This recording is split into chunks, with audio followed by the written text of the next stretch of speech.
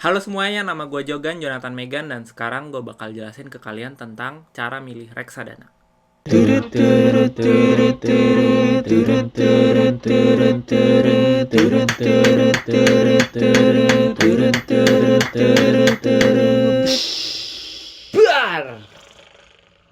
Oke, di video kemarin gue udah kasih tauin cara gue investasi reksadana lewat salah satu platform namanya Bibit. Tapi setelah gue post, ternyata masih banyak banget yang nanya, gimana cara milih reksadananya? Mendingan pasar uang, pendapatan tetap, atau saham? Atau mungkin masih ada indeks dan campuran? Nah, makanya di video kali ini, gue pengen ngasih tauin trik gue cara milih reksadana supaya cuan kalian maksimal. Oh ya, disclaimer sekali lagi, di sini gue bukan seorang CFP atau financial planner ahli lainnya.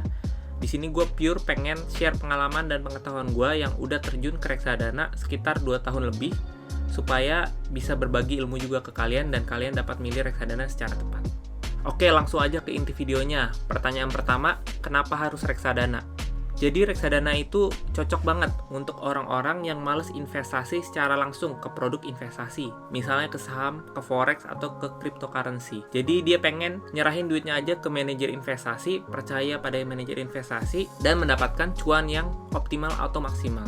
Reksadana ini juga cocok untuk orang-orang yang punya tujuan finansial dengan jangka waktu tertentu.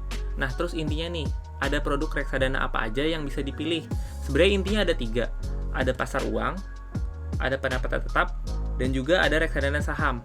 Terus mana yang paling cocok buat gue?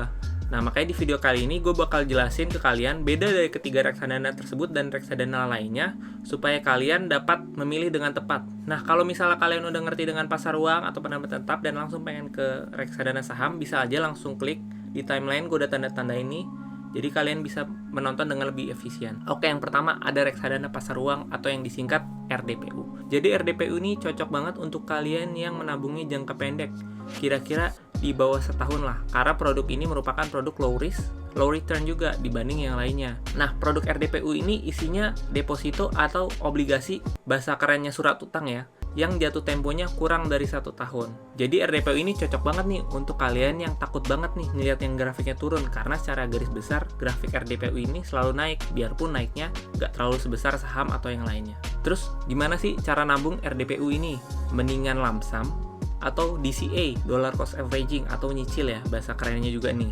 Nah, karena produk RDPU ini grafiknya selalu cenderung naik, kalian mendingan lump sum aja. Lump sum sebagian besar duit kalian yang kalian mau investasikan, nggak usah nabung nyicil setiap bulan. Terus ada pertanyaan juga nih yang sering ditanyain, kenapa RDPU walaupun isinya deposito, bunganya juga lebih besar daripada deposito yang di bank? Jadi sebenarnya manajer investasi kan megang duit bukan cuma duit kita doang ya, jadi duitnya banyak. Nah, kalau kalian pernah ke bank, coba lihat produk deposito, pasti kalian pernah lihat nih, yang ada rentang interestnya. Misalnya 0 sampai 10 juta 4%, 10 sampai 100 4,25, 100 ke atas 4,5. Nah, karena duit manajer investasi ini besar banget, jadi dia mendapatkan bunga yang paling maksimal. Dan yang kedua, isi RDPU kan bukan cuma deposito aja, ada surat utang yang cenderung lebih besar interestnya daripada deposito. Makanya surat utang ini dapat mendorong interest dalam RDPU itu sendiri. Oke, yang kedua ada reksadana pendapatan tetap. Reksadana pendapatan tetap atau yang disingkat RDPT ini cocok banget untuk yang pengen nabung jangka waktu 1-5 tahun. Karena minimal 80% produknya itu merupakan surat utang yang jatuh temponya lebih dari 1 tahun. Jadi inti dari perbedaan RDPU dan RDPT ini, kalau RDPU itu jatuh temponya kurang dari 1 tahun, tapi kalau RDPT itu lebih dari 1 tahun. Nah, keuntungan dari RDPT ini selain capital gain juga ada beberapa yang mempunyai dividen. Dan dividen akan langsung ditransfer ke rekening kalian ataupun langsung di rollover ke dalam produk RDPT tersebut. Nah, sebenarnya RDPT juga ada sih yang rasa RDPU yang grafiknya naik terus, tapi ada juga RDPT yang grafiknya naik turun. Nah, gimana cara nyicil RDPT yang grafiknya naik turun nih? Jadi sebenarnya RDPT itu sangat berhubungan dengan yang namanya suku bunga dan nilai mata uang rupiah. Simpelnya, kalau suku bunga naik, RDPT biasanya turun. Tapi kalau nilai rupiah melemah, RDPT juga ikut melemah. Jadi intinya RDPT itu berbanding terbalik dengan suku bunga dan berbanding lurus dengan nilai mata uang rupiah. Nah, karena naik turun tersebut, mendingan nabung RDPT itu yang metode DCA atau dollar cost averaging. Jadi kalian nyicil aja setiap bulan, setiap minggu, kalian tentuin aja sesuai dengan kemampuan kalian, nabung dengan nilai yang sama, nggak usah peduli lagi naik atau lagi turun, atau kalian cari momen-momen tertentu aja. Nah, yang ketiga ada yang namanya reksadana saham. Reksadana saham ini cocok banget untuk orang-orang yang pengen nabung jangka panjang dan mendapatkan keuntungan yang super besar. Produknya itu minimal 80% saham yang dipilih secara aktif oleh manajer investasinya. Ada juga sih yang namanya reksadana indeks. Beda dengan reksadana saham itu, kalau reksadana indeks itu produknya itu mengikuti indeks yang ada di Indonesia, misalnya itu LQ45 atau IDX30. Tapi kalau reksadana saham itu, produknya itu saham-saham yang dipilih secara aktif oleh manajer investasi, jadi nggak ngikutin indeks. Jadi terserah kalian, mau percaya manajer investasi atau mau percaya indeks. Nah, sama dengan RDPT, reksadana saham juga dapat untung dari capital gain dan juga dividen. Nah, gimana cara milih reksadana saham ini? Cara milih reksadana saham agak sulit ya sebenarnya. Kita yang pertama harus ngelihat manajer investasinya siapa. Kalau gue biasa milih dari top 10 atau top 20 AUM atau Asset Under Management. Kenapa harus top 10 atau top 20? Jadi semakin besar AUM itu mengindikasikan kepercayaan publik yang besar dalam reksadana tersebut. Dan yang kedua, kalian juga harus lihat isi produk di dalamnya. Apa aja saham yang dipegang oleh reksadana tersebut. Nah, kita langsung aja contohnya ke Bibit ya. Nah, di sini kalau di Bibit, gue coba buka Sukar Invest Equity Fund. Saham-saham yang ada di dalamnya, kita bisa lihat di bagian bawah, ada yang namanya top holdings. Jadi ini top 5 saham atau biasanya 10 juga bisa yang dipegang oleh reksadana ini. Atau kalian kalau mau lebih detail, kalian juga bisa lihat di fund fact sheet-nya. Atau kalau mau lihat legalnya, kalian juga bisa lihat di prospektusnya. Nah, jadi intinya kalau mau nabung reksadana saham ini, kalian harus jeli banget manajer investasinya siapa dan produk di dalamnya apa aja. Makanya metode nabung yang cocok untuk reksadana saham ini sama dengan RDPT, yaitu DCA. Kalau kalian udah pas milih awalnya, kalian langsung DCA setiap bulan atau setiap minggu, nggak peduli saham itu lagi naik atau lagi turun.